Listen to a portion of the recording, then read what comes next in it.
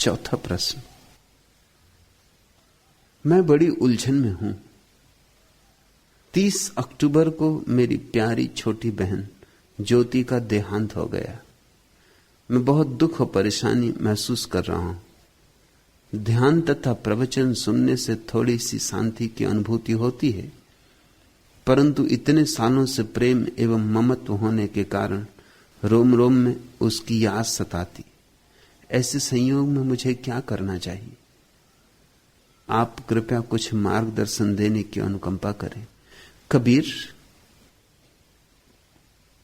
जाना है और सबको जाना है। हम सब पंक्तिबद्ध जाने को तैयार खड़े। कब किसका बुलावा आ जाए। बहन गई तुम्हारी, चोट लगी तुम पर। चोट इसलिए लगी कि तुमने ये मानकर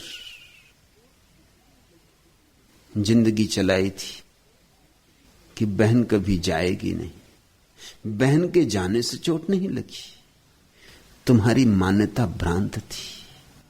मान्यता के टूटने से चोट लगी। काश तुमने जाना ही होता कि सबको जाना है तो चोट ना लगती। तुमने झूठी मान्यता बना रखी थी कि बहन कभी ना जाएगी। किसी अचेतन में चुपचाप तुम इस भाव को पालते पोसते रहे थे कि बहन कभी ना जाएगी। इतनी प्यारी बहन कहीं जाती, लेकिन सबको जाना है। अब तुम सोचते हो कि बहन के जाने के कारण तुम विक्षुब्ध हो, तो फिर गलत सोच रहे हो। धारणा टूट गई इसलिए विक्षुब्ध हो। तुम्हारी मान्यता उखड़ गई इसलिए विक्षुब्ध हो। ये बहन का जाना तुम्हारे सारे तारतम्य को तोड़ गया इसलिए विक्षुब्ध हो। अब भी सोचो, अब भी जागो, तुम्हें भी जाना है। पिता भी जाएंगे, मां भी जाएगी, भाई भी जाएंगे, मित्र भी जाएंगे, सभी को जाना है। बहन तो जैसे राह दिखा गई, धन्यवाद मानो उसका, अनुग्रह स्वीकार करो कि अच्छा किया कि तू गई और हमें चेता गई। तो जाने की तैयारी हम करें। दुनिया में 2 तरह की शिक्षाएं होनी चाहिए। अभी एक ही तरह की शिक्षा है और इसलिए दुनिया में बड़ा अधूरापन है। बच्चों को हम स्कूल भेजते, कॉलेज भेजते, यूनिवर्सिटी भेजते, मगर एक ही तरह की शिक्षा है वहां। कैसे जियो, कैसे आजीविका अर्जन करो, कैसे धन कमाओ, कैसे पद प्रतिष्ठा पाओ। जीवन के आयोजन सिखाते हैं, जीवन की कुशलता सिखाते हैं। दूसरी इससे भी महत्वपूर्ण शिक्षा है और वह है कैसे मरो, कैसे मृत्यु के साथ आलिंगन करो, कैसे मृत्यु में प्रवेश करो। वह शिक्षा पृथ्वी से बिल्कुल खो गई। ऐसा अतीत में नहीं था। अतीत में दोनों शिक्षाएं उपलब्ध थी। इसलिए जीवन को हमने 4 हिस्सों में बांटा था। 25 वर्ष तक विद्यार्थी का जीवन, ब्रह्मचर्य का जीवन, गुरु के पास बैठना, जीवन को कैसे जीना है इसकी तैयारी करनी, जीवन की शैली सीखनी। फिर 25 वर्ष तक गृहस्थ का जीवन, जो गुरु के चरणों में बैठकर सीखा है उसका प्रयोग, उसका व्यवहारिक प्रयोग। फिर जब तुम 50 वर्ष के होने लगो तो तुम्हारे बच्चे 25 वर्ष के करीब होने लगेंगे। उनके गुरु के गृह से लौटने के दिन करीब आने लगेंगे। अब बच्चे घर लौटेंगे गुरु गृह से। अब उनके दिन आ गए कि वे जीवन को जिए। और जब बच्चे घर आ गए, फिर भी पिता और बच्चे पैदा करते चला जाए तो यह अशोभन समझा जाता था। यह अशोभन है। अब बच्चे बच्चे पैदा करेंगे। अब तुम इन खिलौनों से ऊपर उठो। तो 25 वर्ष वानप्रस्थ। वानप्रस्थ का अर्थ बड़ा प्यारा है। जंगल की तरफ मुंह, इसका अर्थ होता है। अभी जंगल गए नहीं, अभी घर छोड़ा नहीं, लेकिन घर की तरफ पीठ और जंगल की तरफ मुंह, यह वानप्रस्थ का अर्थ होता है। चले चले तैयार, जैसे कभी तुम यात्रा पर जाते हो, बिस्तर बोरिया सब बांधकर, बस बैठे हो कि कब आ जाए बस, कि कब आ जाए गाड़ी। ये वानप्रस्थ, 25 वर्ष तक वानप्रस्थ, ताकि अगर तुम्हारे बेटों को तुम्हारी कुछ सलाह की जरूरत हो तो पूछ लें। अपनी तरफ से सलाह मत देना, वानप्रस्थी स्वयं सलाह नहीं देता। लेकिन बेटे अभी नए नए गुरुकुल से लौटे, अभी उन्हें बहुत सी व्यवहारिक बातें पूछनी होंगी, ताछनी होंगी, तुम्हारा मार्गदर्शन शायद जरूरी हो, तो अब पीठ करके घर की तरफ रुके रहना कि ठीक है, कुछ पूछना हो तो पूछ पाछ लो। फिर 75 वर्ष के तुम जब हो जाओगे तो सब छोड़कर जंगल चले जाना। वे शेष अंतिम 25 वर्ष मृत्यु की तैयारी, उसी का नाम सन्यास था। 25 वर्ष जीवन के प्रारंभ में जीवन की तैयारी, और जीवन के अंत में 25 वर्ष मृत्यु की तैयारी। आज दुनिया से मृत्यु की तैयारी खो गई है। लोग मृत्यु की बात ही नहीं करना चाहते। मृत्यु की बात से ही मन तिलमिला जाता है, मन डरने लगता है। रास्ते पर निकलती अर्थी देखकर तुम बेचैन नहीं हो गए हो? वह बेचैनी इस बात की खबर है कि तुम्हें याद आ रही, आज नहीं कल मेरी अर्थी भी उठेगी। यही लोग जो दूसरे को लिए जा रहे हैं, कल मुझे भी मरघट पहुंचाएंगे। आज कोई और चढ़ा है चिता पर, कल मैं भी चढ़ूंगा। ऐसा अगर तुम्हें दिखाई पड़ जाए तो क्रांति हो जाए, मगर हम बड़े चालबाज हैं, हम इसको छिपा लेते, हम धुआं खड़ा कर लेते। अब कबीर, तुम धुआं खड़ा कर रहे हो, तुम कहते हो ज्योति मेरी बहन का देहांत हो गया, मैं बहुत दुख में हूं, बहुत परेशानी में हूं, सालों से प्रेम एवं ममत न होने के कारण रोम रोम में याद सताती। तुम झुठला रहे हो, तुम अपनी सारी बात को ज्योति पर आरोपित कर रहे हो कि न तू गई होती न मैं दुखी होता। तू क्या चली गई, मुझे दुख में छोड़ गई। तुम ये बात भुलाने की कोशिश कर रहे हो कि दुख ज्योति के जाने का नहीं है, दुख इस बात का है कि जाना पड़ेगा। दुख इस बात का है कि ये ज्योति सजग कर गई तुम्हें कि मौत आती है। मेरी आ गई, तुम्हारी भी आती होगी। देखो मेरी आ गई और मैं तो तुमसे कम उम्र थी। अब तुम इसको झुठलाओ मत। तुम कहते हो कि प्रवचन सुनता हूं, ध्यान करता हूं, थोड़ी शांति अनुभव होती। वह शांति नहीं है, सांत्वना है। प्रवचन सुनने में भूल जाते होगे, याद न रह जाती होगी, यह शांति नहीं, यह तो विस्मरण है। यह तो वैसे ही है जैसे कोई सिनेमा में जाकर बैठ गया तो 2 घड़ी के लिए उलझ गया सिनेमा की कहानी में, तो अपनी कहानी भूल गई। कि पढ़ने लगा कोई उपन्यास, जासूसी, सनसनीखेज, कि लग गया चित्त उसमें, तो अपनी चिंता भूल गई। कि पीली शराब, कि डूब गए थोड़ी मूर्छा में, कि भूल गई अपनी आपाधापी। मगर कितनी देर, फिर लौट आओगे, आना ही पड़ेगा। नहीं, इस तरह सांत्वना देने से कुछ भी ना होगा। जागो, जागने से शांति मिलेगी। स्वीकार करो कि मौत है, और स्वीकार करो कि सब संयोग यहां नदी नाव संयोग है। अभी हैं, अभी भी बिछड़ जाएंगे। कितनी देर हमारा साथ है कुछ भी कहा नहीं जा सकता। दूसरे ही क्षण रास्ते अलग हो जाएंगे। तुम इस ज्योति के साथ, तुम्हारी बहन के साथ कितने दिन से थे? तुम्हारे पहले भी तुम्हारी बहन रही होगी, तुम भी रहे होगे। जन्मों जन्मों में कभी मिलना ना हुआ था, अनंत जन्मों की कथा है। फिर थोड़ी देर राह पर साथ हो लिए दो राहगीर। तुम किसी और राह से आए, मैं किसी और राह से आया, घड़ी भर को साथ हो लिया, संयोग बस।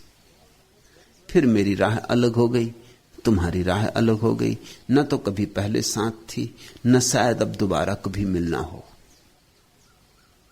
मगर ये थोड़े से क्षण जो राह पर साथ साथ गुजरे, इनको इतना मूल्य मत दो, इनका कोई भी मूल्य नहीं।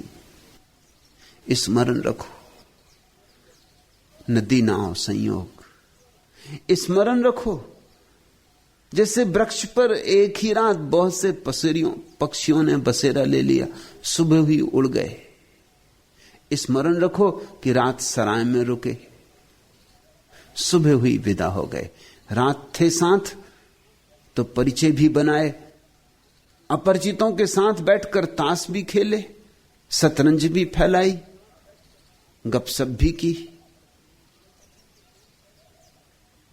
सुबह हुई, नमस्कार किया और विदा हो गए।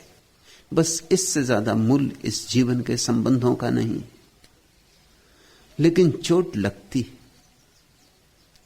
लगती है गलत धारणाओं के कारण। चोट लगती है हमारे अहंकार को कि मैं कुछ भी ना कर सका, कि मेरी बहन मर गई और मैं बचा ना सका, तो मेरा बल क्या, तो मेरी सामर्थ्य क्या, तो मैं कौन हूं। तुम तिलमिला गए हो।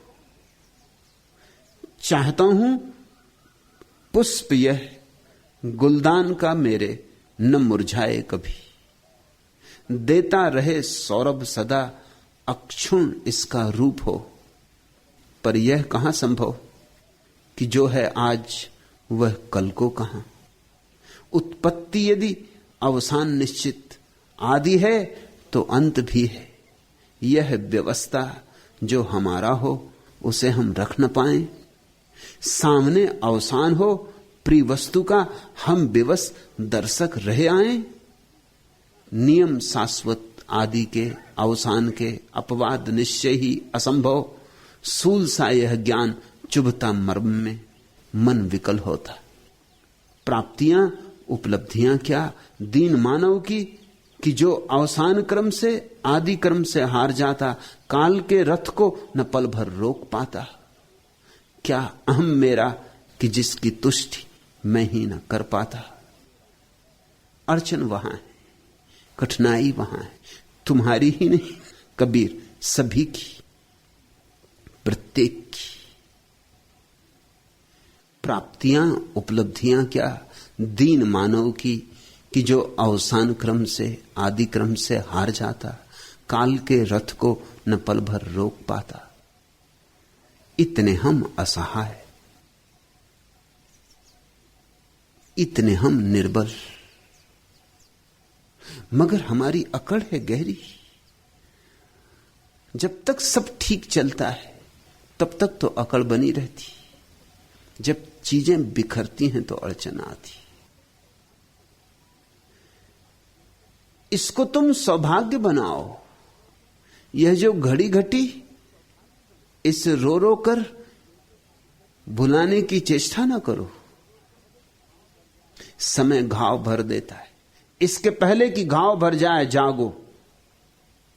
अभी घाव हरा है, इस हरे घाव का लाभ ले लो।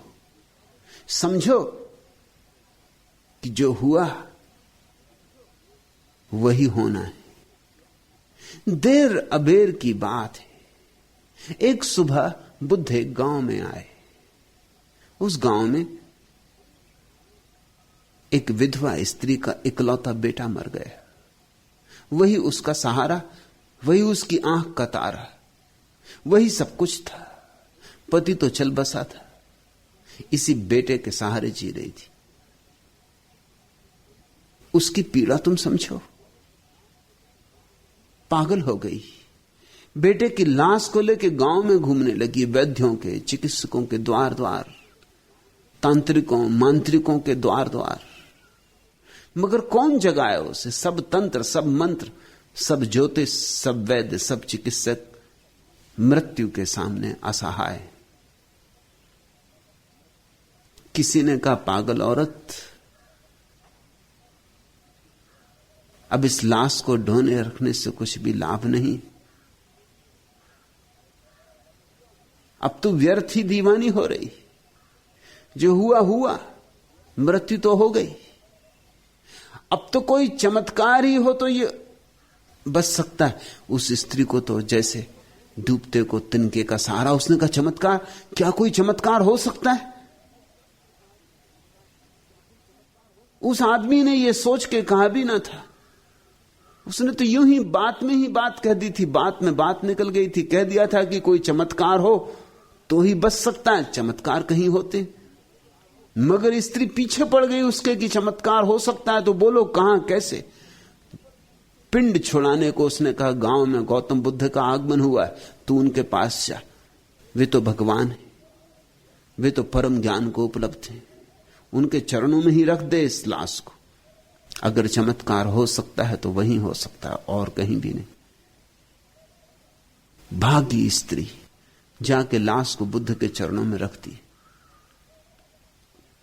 और मालूम बुद्ध ने क्या कहा?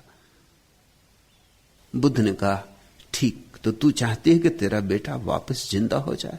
उसने कहा, बस यही चाहती हूं, और कुछ भी नहीं चाहती।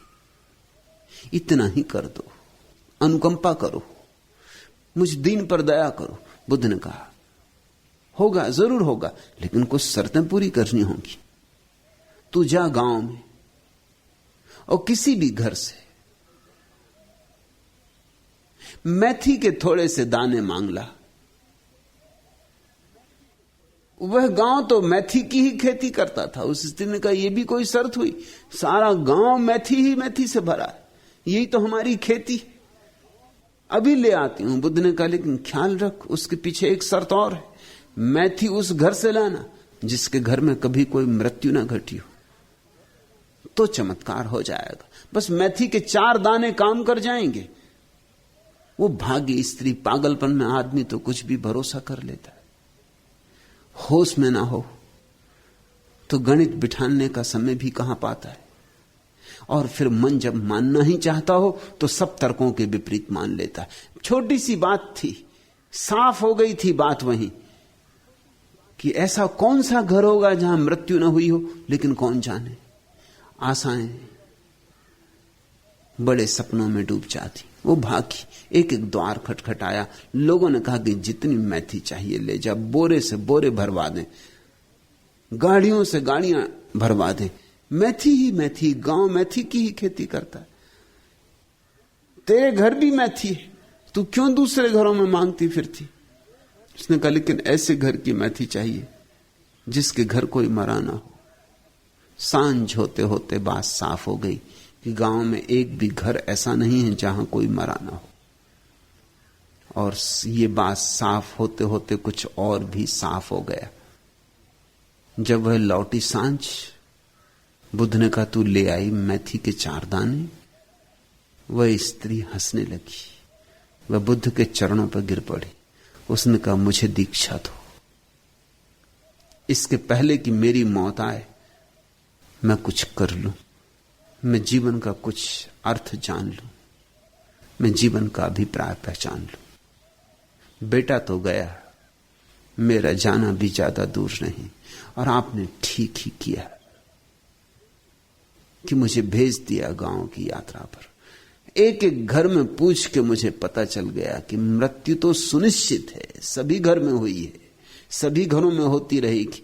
हम मौत के द्वार पर ही खड़े। तो मेरा बेटा आज गया, कल मैं जाऊंगी। इसके पहले कि मैं जाऊं, मेरा बेटा तो गया, बिना कुछ जाने गया। मैं बिना कुछ जाने नहीं जाना चाहती हूं। कबीर, यही मैं तुमसे कहता हूं,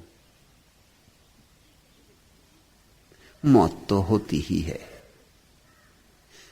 किसी की आज, किसी की कल, आज बहन कल भाई। हम सब विदा होने को हैं। यहां यह घर नहीं, सराय। रोने में समय मत गमाओ। आंसू पोंछ डालो, क्योंकि आंसुओं से भरी आंखें देखने में समर्थ ना हो सकेंगी। आंसू बिल्कुल पोंछ डालो। ये देखने की घड़ी है। मृत्यु से बड़ी महत्वपूर्ण कोई घड़ी नहीं है। और जब तुम्हारा कोई प्यारा मर जाए तब तो बड़ा बहुमूल्य अवसर है, क्योंकि प्यारे का अर्थ होता है जो तुम्हारे बहुत करीब था, हृदय के बहुत करीब था। प्यारे का अर्थ होता है जिसकी मृत्यु तुम्हें अपनी मृत्यु जैसी मालूम होती। यही तो मौका है, यही तो ध्यान में प्रवेश का मौका है। और मुझसे तुम सांत्वना ना मांगो, मैं तुम्हें सत्य ही दे सकता हूं। और सत्य यह है कि कबीर तुम्हें भी मरना होगा, मुझे भी मरना होगा, सभी को मरना होगा।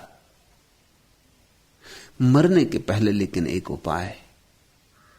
काश हम अपनी चेतना से थोड़ा परिचय बना लें, थोड़ा हमारे भीतर जो अमृत का दिया जल रहा है उसका अनुभव हो जाए। फिर मृत्यु नहीं होती, फिर देह गिर जाती है और हम और लंबी यात्रा पर निकल जाते हैं। फिर केवल परिधान बदलते हैं, हन्यते हन्यमाने शरीर। फिर शरीर के मरने से वो जो भीतर छिपा है वह नहीं मरता है। और जिस दिन तुम अपने अमृत को देख पाओगे उसी दिन तुम्हें सबके भीतर अमृत दिखाई पड़ जाएगा। न तुम्हारी बहन मरी है, न कोई कभी मर सकता है। अब तुमसे मैं ये दो विरोधाभासी वक्तव्य दे रहा हूं। एक, सभी मरते, सभी को मरना पड़ेगा। जो देहग्रस्त हैं मृत्यु के सिवाय वे कुछ भी अनुभव नहीं कर सकते। और दूसरा, कोई ना कभी मरा है और कोई ना कभी मर सकता है, लेकिन यह तो उनका अनुभव है जिन्होंने अमृत की पहचान की हो, जिन्होंने आत्म साक्षात्कार किया हो। चाहता हूं पुष्प यह गुलदान का मेरे न मुरझाए कभी, देता रहे सौरभ सदा अक्षुण इसका रूप हो। पर यह कहां संभव कि जो है आज वह कल को कहां। उत्पत्ति यदि अवसान निश्चित आदि है तो अंत भी है। देह तो बस फूल है। देखते ना, जब कोई मर जाता और हम उसे जलाते, फिर तीसरे दिन हम इकट्ठा करने जाते तो कहते हैं फूल इकट्ठे करने जा रहे हैं। क्यों कहते हैं फूल इकट्ठे करने जा रहे हैं? बस फूल जैसा ही सब है यहां क्षणभंगुर। प्यारा शब्द है फूल, क्षणभंगुरता का प्रतीक है फूल। हड्डियां इकट्ठी करने जाते हैं, कहते हैं फूल इकट्ठे करने जा रहे हैं। मगर अब तुम कह रहे हो कि फूल इकट्ठे करने जा रहे हैं। काश जिसकी हड्डियां हैं उसने ही जाग कर देख लिया होता कि ये सब फूल हैं, अभी कुम्हला जाएंगे। सुबह है, सांझ पखड़ियां झड़ जाएंगी। तो शायद कब्र ना बनती, समाधि बनती। तो शायद मृत्यु तो होने ही वाली थी, लेकिन भीतर कोई अमृत को जानता हुआ विदा होता। उस क्रांति की तलाश करो कबीर। मुझसे सांत्वना ना खोजो, मैं सत्य ही दे सकता हूं।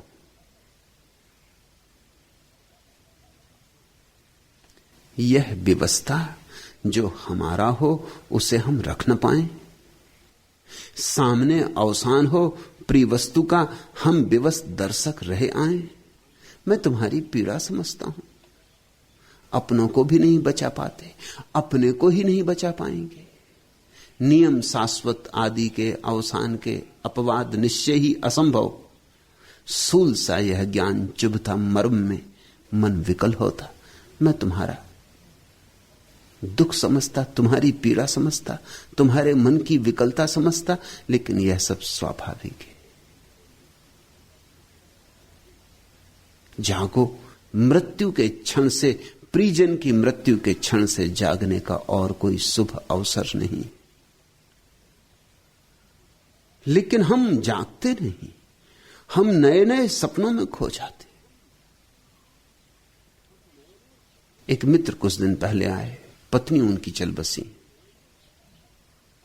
साधारण गैर पढ़े लिखे व्यक्ति भी नहीं, सुप्रीम कोर्ट के जस्टिस हैं।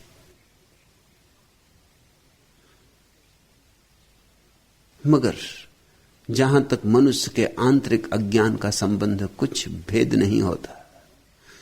वह जो पत्थर तोड़ता है राह पर, उसमें और वो जो सुप्रीम कोर्ट में बैठ के निर्णय देता है, उसमें कुछ भेद नहीं होता। मूढ़ से मूढ़ में और तथाकथित पंडित में जरा भी अंतर नहीं होता। सुप्रीम कोर्ट के जस्टिस से रोने लगे विवल बच्चे की भांति। पत्नी को मरे भी 2 साल हो चुके,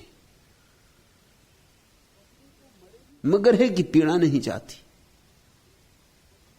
दिल्ली से चल के इतनी दूर आए थे मुझसे सिर्फ यही पूछने कि क्या एक बात का मुझे भरोसा दिला सकते कि कभी भविष्य में किसी और जन्म में मेरी पत्नी से मेरा मिलना होगा कि नहीं। और एक प्रार्थना है, कहने लगे एक बार उसका दर्शन करा दे, स्वप्न में ही सही, एक बार उसे फिर देख लो। कैसा हमारा मोह है। फिर तो जैसे भूल ही गए मुझसे बात करते समय कि मैं भी वहां हूं। याद करने लगे कि हमने कैसे दिन बिताए, कैसे सुख के दिन। हमने सारी दुनिया की यात्रा 2 बार की। हम पेरिस गए, हम लंदन गए, हम न्यूयॉर्क गए, हम पेकिंग गए। एक क्षण को तो वो भूल ही गए कि पत्नी मर चुकी। पेरिस का वर्णन करने लगे, लंदन का, कैसे हम ठहरे, कहां क्या घटना घटी। मैं देखता था उनको और सोचता था कि बच्चों में और बूढ़ों में जरा भी भेद नहीं। बूढ़े हो गए, अब कुल 1 साल और बचा है रिटायर होने को।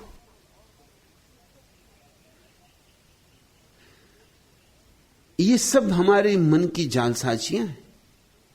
मैंने उनको बार बार कहा कि इस जन्म के पहले इस पत्नी से कभी मिलना हुआ था। उन्होंने कहा नहीं, मुझे तो कुछ इस जन्म के पहले की याद ही नहीं। तो मैंने कहा अगले जन्म में तुम्हें पत्नी की याद रहेगी? पिछले जन्म में कोई तुम्हारी पत्नी रही होगी? कहा हां कि जरूर रही ही होगी, याद कुछ है। पिछले जन्म में भी पत्नी मरी होगी। पिछले जन्म में भी तुमने किसी से जाके कहा होगा कि इसी पत्नी से फिर दोबारा मिलना हो जाए, याद है कुछ? आज तुम कह रहे हो कल मर जाओगे, याद रह जाएगी? छोड़ो मरने की बात, रात जब सो जाओगे आज तब याद रह जाएगी। उनकी आंखें गीली हो आई। उन्होंने कहा वही तो मेरा दुख है, 2 साल हो गए, सपने में भी नहीं देखा। रात रोज सो जाते हो तब भी याद भूल जाती है, तो जब मरोगे, मृत्यु जैसी बड़ी घटना घटेगी, देह भी छूट जाएगी, मन भी छूट जाएगा, तब तुम्हें याद रह जाएगी पत्नी की? कहीं मिल भी जाएगी भूल चूक, पहचान पाओगे?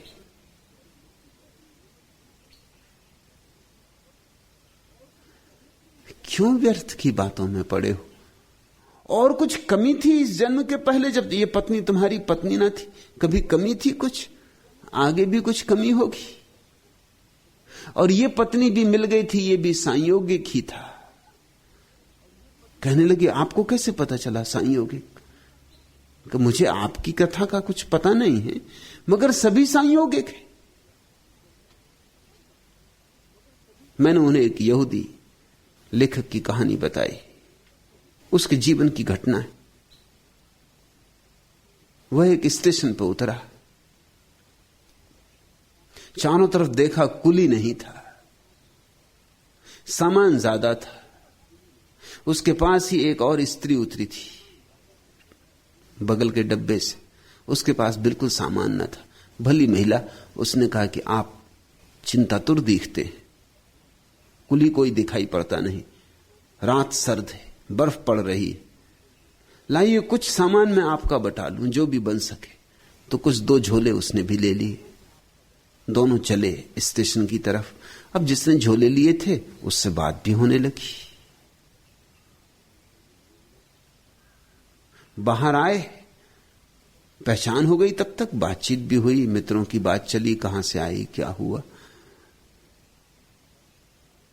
टैक्सी में बैठने के पहले रात सर्द थी, दोनों ने बैठ के होटल में कॉफी पी, थोड़ी गरमा लें अपने देहों को। फिर तब तक इतनी पहचान हो गई थी कि अब 2 टैक्सी क्यों करनी, एक ही टैक्सी कर ली।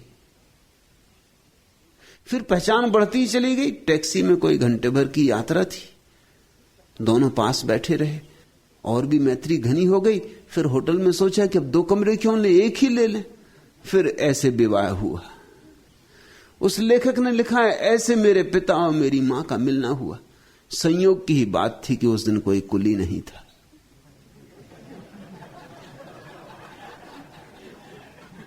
बस उस नासमझ कुली की वजह से यह उपद्रव हुआ। तुम भी देखना कैसे तुम्हें अपनी पत्नी मिल गई।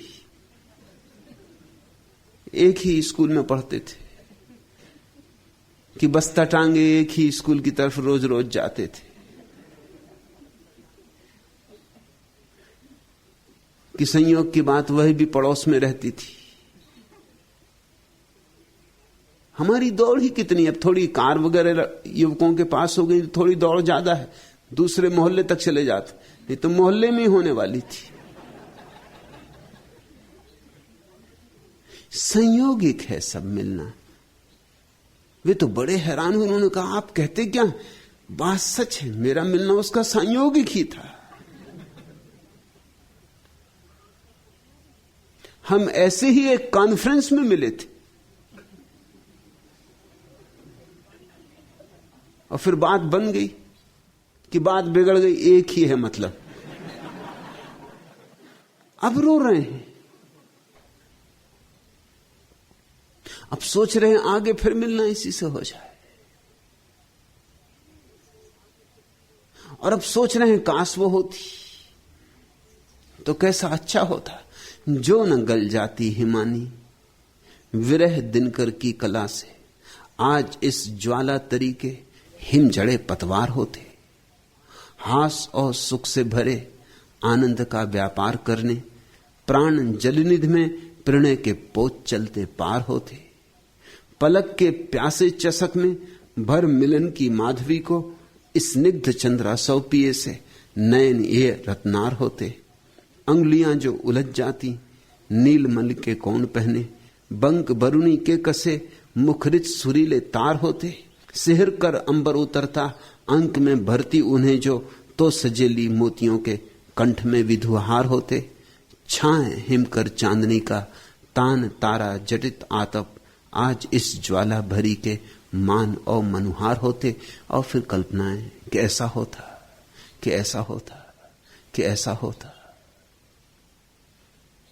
मत खो कल्पनाओं में। जीवन जैसा है वैसा है, उसे वैसा ही जानो, उसकी नग्नता में। तथ्यों को झुठलाओ मत, तथ्यों को कल्पना के घूंघट मत पहनाओ, तथ्यों को बुर्के मत ओढ़ाओ।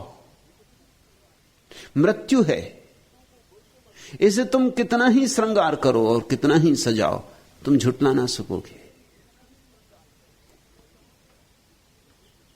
इसे झुठलाने में जितने तुम सफल हो जाओगे, उतने ही तुमने जीवन को चूकने का उपाय कर लिया।